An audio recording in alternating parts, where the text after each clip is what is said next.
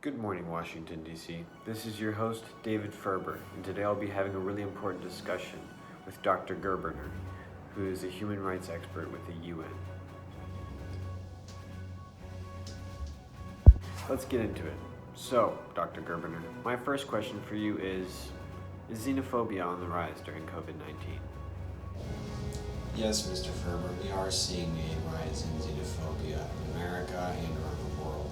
UK data shows an increase in xenophobic attacks against people of Chinese origin. The effects of xenophobia on the community are detrimental, and it's a shame that we're seeing a rise of xenophobic things during this pandemic.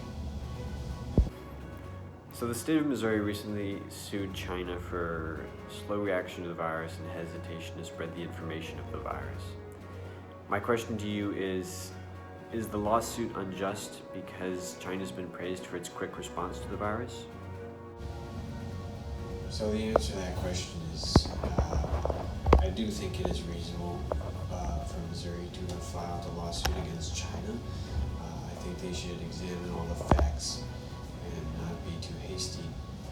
Many people praise China for its quick response to the virus. I wanted to touch on phrases that have emerged during the pandemic, like Chinese flu or the Kung flu. Are these nicknames clear signs that xenophobia is on the rise? Yes, Mr. Ferber, they are simple terms that show intolerance and hate. They are not good. So sad to see phrases like those used.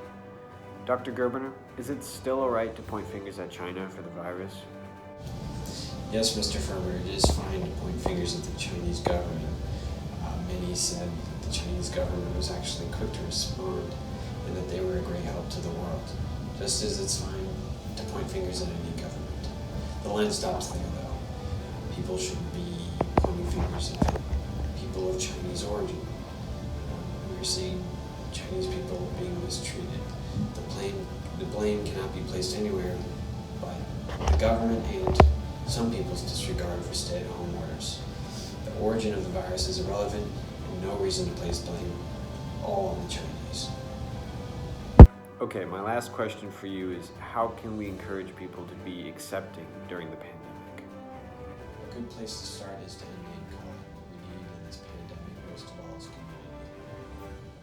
Thank you, Doctor, for coming on the show.